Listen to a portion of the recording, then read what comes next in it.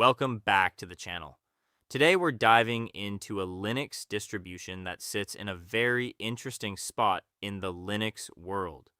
A distro that promises all the power of Arch Linux without making you fight an installer for an hour. Yep, we're talking about EndeavourOS. Now, if you've been following the channel, you know I recently covered two other Arch-based distros, CachyOS and Manjaro. If you missed those reviews, the links are in the description. But today we're asking the real questions. Is EndeavourOS still the best way to get into Arch Linux? Who is it actually made for? And does it deserve a spot on your machine this year?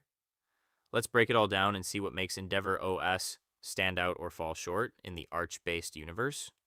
EndeavourOS is an Arch-based Linux distribution designed for people who want Arch, not an imitation of Arch, and definitely not a fully modified, bloated fork.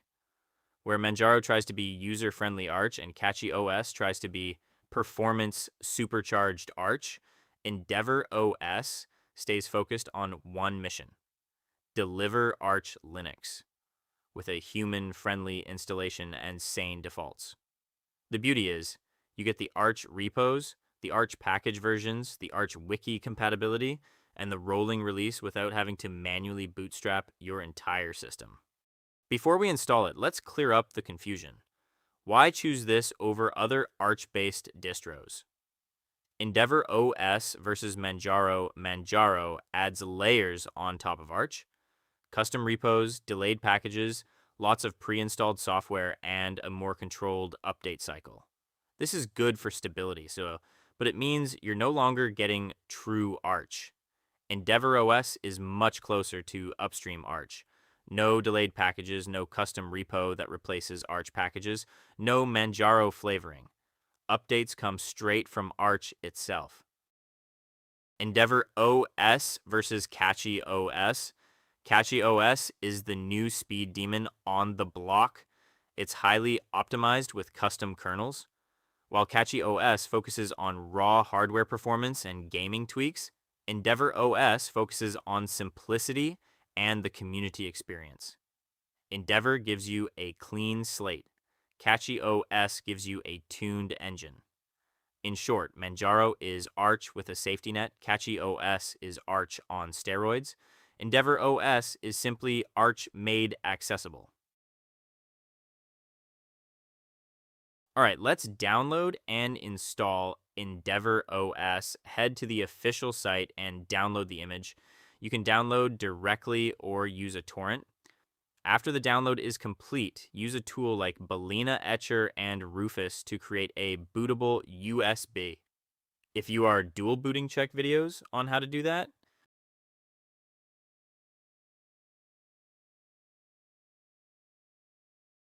After creating the USB, boot from it.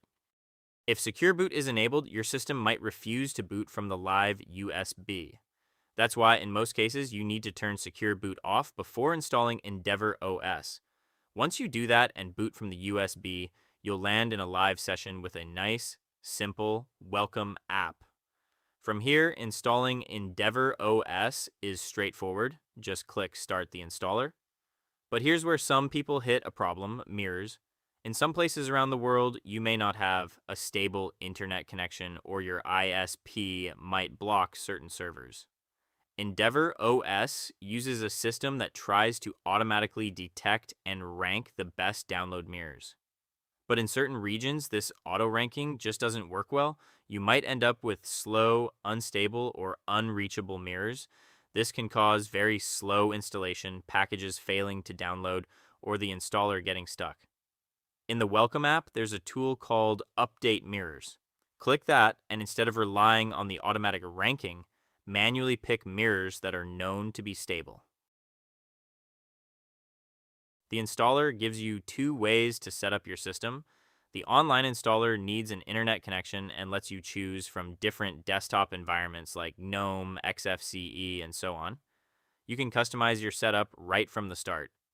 The offline installer is much faster because it doesn't use the internet at all, and it automatically installs KDE Plasma as the default desktop. does not give you options to install other desktop environments. Once the installation finishes in offline mode, you should update your system immediately so you have the latest packages, bug fixes, and security patches. Unlike Arch, where installation happens in the terminal, EndeavourOS uses Calamares, a graphical installer. You'll walk through language, time, and region and keyboard layout. One of the best parts, you can choose your desktop environment during installation, whether you want XFCE, KDE Plasma, GNOME, or something lighter like LXQT, you just select it. The installer handles everything else behind the scenes.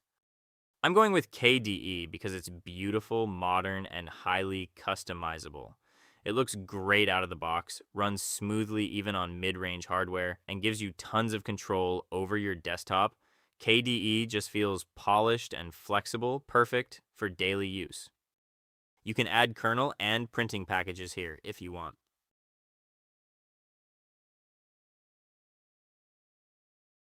When installing EndeavourOS, you'll see ext4 and btrfs. ext4 is the default because it's stable, simple, and works everywhere. Perfect for most users. btrfs is more advanced. It lets you do snapshots, rollbacks, and recover your system easily. Rule of thumb, go with ext4 if you just want a solid, worry-free system. Choose btrfs if you like experimenting and want extra features like snapshots. The installation process is usually pretty quick. If you use the offline installer, it can finish in about 5 to 10 minutes because everything is included on the image. The online installer can take a bit longer, around 10 to 20 minutes, depending on your internet speed and the desktop environment you choose. Once the installer reaches the end, it will tell you installation is complete.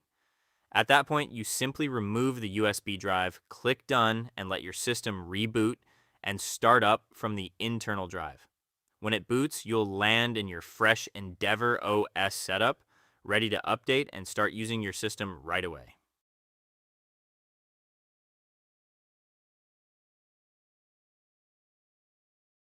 When you log into EndeavourOS for the very first time, you're not hit with a cluttered dock or a bunch of pre-installed apps you'll never use. Instead, you get something much more useful, the Welcome app. This app is basically the control center of the distro. It's not there just to say hello. It's a toolbox designed to help you set up your system the right way. In the After Install tab, you can do all the important first steps without touching the terminal. You can update your mirrors, which makes sure you're downloading packages from the fastest and most reliable servers. You can update native packages, update AUR packages, clean up leftover build files, change your display manager, adjust your screen resolution, and even download new wallpapers to freshen up your desktop. Now, here's what these package updates actually mean. Native packages are the official software packages coming directly from the Arch Linux repositories. These are maintained, tested, and delivered by Arch developers. Things like the kernel, system tools, mainstream apps, and core components. They're stable and officially supported. AUR packages, on the other hand, come from the Arch user repository, which is a massive community-driven collection of software. If there's an app that isn't in the official repos, like niche tools, new app versions, or specialized utilities, you'll usually find it in the AUR. These are built from user-made scripts, so they give you access to way more software, but they aren't officially vetted by Arch. EndeavourOS gives you easy access to both worlds: official, stable, native packages, and community-powered AUR packages, all manageable right from the Welcome app without any clutter or confusion. EndeavourOS puts a big focus on updates because it's a rolling release. That means your system gets new software constantly, not twice a year like Ubuntu. All these updates come from mirrors, which are servers that host Arch packages. If you're using a slow or faraway mirror, your updates can become slow, fail, or even break mid-download. That's why mirror speed matters so much. EndeavourOS makes this simple with the update tools in the Welcome app.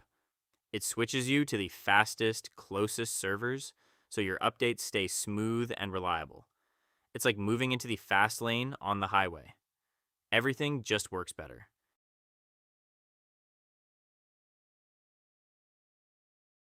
These are some of the useful tips. You can go through them if you new to the OS. You'll also notice a section called Add More Apps. This is basically your shortcut to getting essential software right after installing the system. Instead of searching around or typing long commands, this tab gives you a simple, beginner-friendly way to install browsers, Office apps, media tools, and more with just a click. Now, some people think EndeavourOS comes with a full GUI app installer like Ubuntu's Software Center, but that's not the case. The only real installer baked into EndeavourOS is Calamares, and that's used only for installing the system itself. After you're inside your new system, the Add More Apps tab is more like a curated starter pack, not a full package manager. It's there to help you get the basics quickly. If you want a full graphical package manager later on, you can install Pamac or Octopi yourself. By default, EndeavourOS mainly expects you to use the terminal for software setup.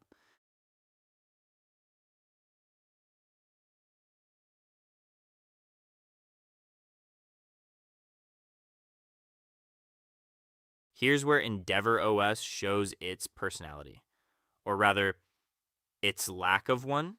It doesn't overload you with apps. It doesn't enable tons of performance tweaks. It doesn't heavily theme your desktop. Instead, you get a clean desktop, a browser, a text editor, basic essentials. And that's about it. This is deliberate. EndeavourOS assumes you want control. It assumes you don't want to spend time undoing someone else's design decisions. If you've ever installed a distro and thought, why did they configure it like this? You'll appreciate this approach.